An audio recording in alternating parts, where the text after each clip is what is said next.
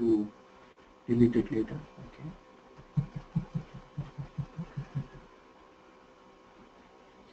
So these are the standard ones which are copied, I think, up till 9040, starting from 0010. So this SAP have already created, they have their standard strategies and configurations in place. We just have to you know um, copy them and then use them. So you can create your own storage type. Okay. So ideally, if you're creating your warehouse, you're doing it doing an implementation for your warehouse, you don't have to necessarily use the standard ones. I mean, it's very unlikely that the same configuration of standard will help you to achieve what you're looking for your customer. So 99% of your time you'll have to copy the standard into your company specific storage type. Let's say, for example, our company, a warehouse, we have a different storage type. Okay. So that storage type, for our company, we want to give a different name. Okay. So let's say, for example, I copy the storage types. Okay, let me copy some of the ones which we will be demonstrating. So fixed pin, yeah. So let me copy this. So what I'm doing is hierarchy storage. To understand hierarchy storage, we will do some exercises. So I want to give a name,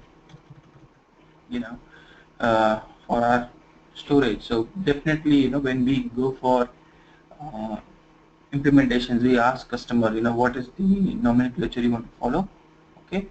So not necessarily it has to start with Z. You can give your own name. So we can create 5 or 6 storage types here. So let's say we create a storage type in, in you know uh, in sequence of our plant name, let's say 8001. Okay,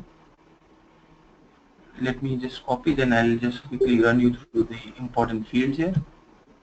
8002, 8003, 8004,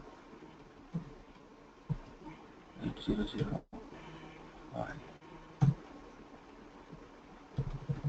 8006. I don't want to copy this. Okay, so I've created these 6 storage types here.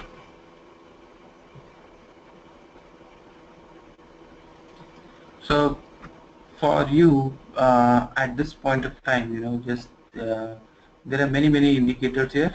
Okay, so let me go to our PPT. So what are the typical storage areas? We have just copied them. Okay, so the main point that we all will have to decide when we are creating a storage type is this: what is the role going to be? Okay, so this storage type role was not there in EWM. It has new field in EWM. So whatever storage type I've copied are standard storage type where we are going to store the stock. So basically, the doors that we just saw are also going to be a storage type. So there is the yard where all the truck and trailers are going to be parked. That is also going to be a storage type.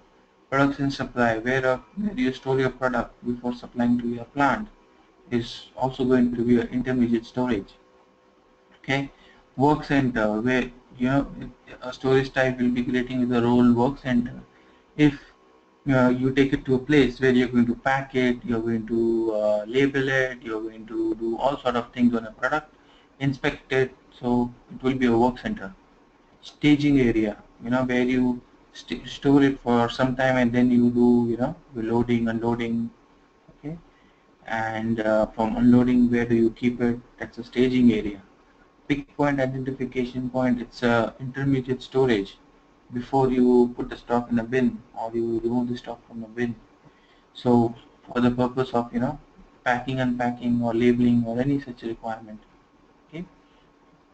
So these are the different roles. We will go ahead and understand each of these roles. As of now, if you recollect, these ones I have created as standard. But if you recollect, I created a bin GR zone, intermediate storage bin. When I was about to carry out some transactions related to um, inbound. So like 9020 it's a good issue. I created in 9010. So that was a staging area. It was an intermediate area in the warehouse.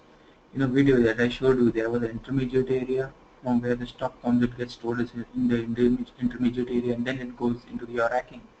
So that intermediate area is called a staging area. So you can see in the system that 9010 is a staging area for good receipt. So it has a role of staging area. Okay. We saw a staging area for good issue also in system, in standard system, that is 9020. And we create a good, every storage type will have bin. So that day I created a bin in this storage type. Okay. So 9020 is the storage type. Then we got the storage type. Then there are many more, so which we'll be going ahead and discussing. Let's say for quality, there is the role given to the storage type as work center. So basically, warehouse in EWM, it does not exclude any area in your warehousing complex.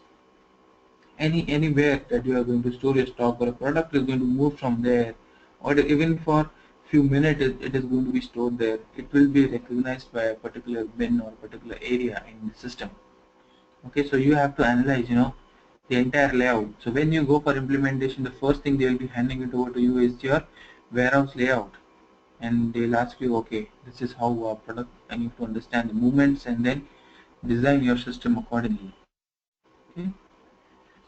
So we understood storage type, important field is your role. Okay. Then there are few more important fields apart from that, like what are going to be strategies. So this will understand in inbound and outbound, what are the strategies. Okay. So put